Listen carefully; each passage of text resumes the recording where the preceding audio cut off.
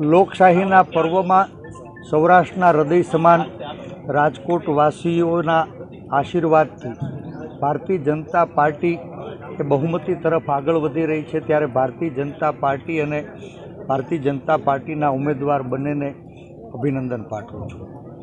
આપ સૌ એના સાક્ષી છો। આ રાજકોટનું રણ મેદાન એ સાંસદ બનવાની હરીફાઈ નથી। રાજકોટની લડાઈ કોઈ વ્યક્તિથી વ્યક્તિ વિરુદ્ધની લડાઈ નથી, કોઈ પાર્ટીથી પાર્ટી વિરુદ્ધની લડાઈ નથી। રાજકોટનું રણ મેદાન એ સંવિધાનને બચાવવાની, સંવિધાનિક અધિકારોને આગળ ધપાવવાની અને સત્તામાં બેઠેલા લોકોના અહંકારને ઓગાળવા માટેની લડાઈ હતી। મને લાગે છે કે ક્યાંય સ્વાર્થ અને ભયની દીવાર વચ્ચે ગુલામ બનાવેલા ગુજરાતની અંદર સામાન્ય માણસને ક્યાંય ડરાવવામાં, ક્યાંય ધમકાવવામાં, ક્યાંય ભરમાવવામાં ભારતીય જનતા પાર્ટી સફળ થઈ છે, પણ સફળતા માટે એને અભિનંદન। હું હંમેશા કહેતો આવ્યો છું કે આ 2024ની ચૂંટણીઓ એ 2004નું પુનરાવર્તન કરવા તરફ કદાચ આગળ વધી રહી છે અને જે સમગ્ર દેશમાં રુઝાન સામે આવી રહ્યા છે એ મુજબ હજુ પણ હું આશાવાદી છું કે આ દેશના લોકો એ સત્તા પરિવર્તન કરવા માટે આદેશ આપ્યો છે અને દેશમાં ક્યાંય મંદીને હરાવવા, મોંઘવારીને હરાવવા, બેરોજગારીને હરાવવા, અત્યાચાર અને ભ્રષ્ટાચારને હરાવવા માટે થઈને દેશના લોકો એ સત્તા પરિવર્તન માટે આશીર્વાદ આપશે। ઇન્ડિયા ગઠબંધનની સરકાર બનશે। મેં ફરીથી એ વાતને દોહરાવું છું કે આ લડાઈ માત્ર વ્યક્તિથી વ્યક્તિ વિરુદ્ધ નહીં, વિચારધારાથી વિચારધારા વિરુદ્ધ નહીં, વ્યવસ્થાને બદલવા માટેની લડાઈ હતી। લોકોએ પ્રયાસ કર્યો।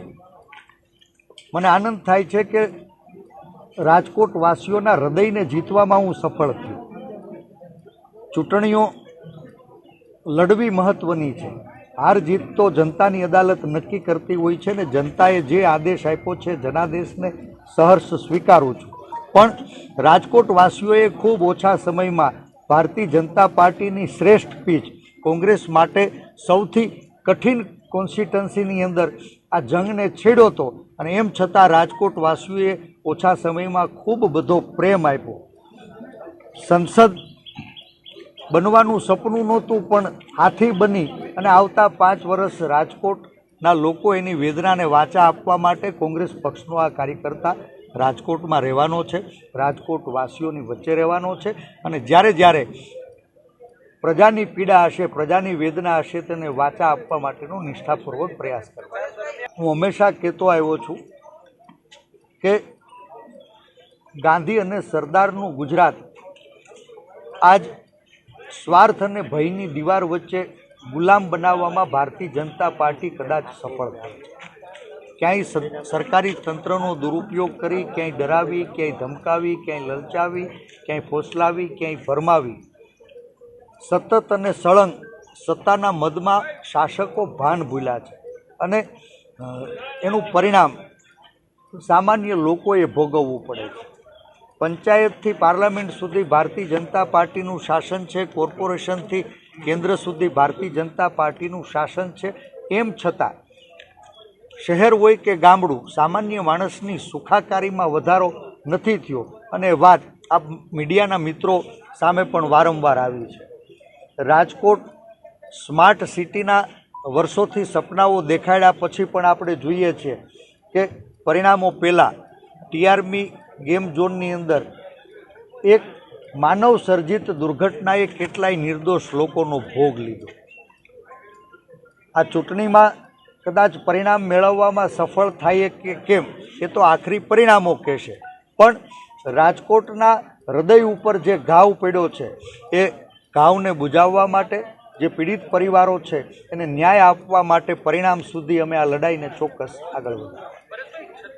ભારતીય જનતા પાર્ટી હંમેશા વર્ગ વિગ્રહની આગ વચ્ચે રાજકીય રોટલા શેકવાનો પ્રયાસ કરે છે અને ક્યાંક વર્ગ વિગ્રહની નો પલીતો ચાપી અને રાજકીય રોટલા શેકવામાં કદાચ એ સફળ થશે, પણ આ ગાંધી અને સરદારનું ગુજરાત છે જેણે દેશને જોડવાનું કામ કર્યું છે, 18 વર્ણને લાગણીના તાતને જોડવાનું કામ કર્યું છે.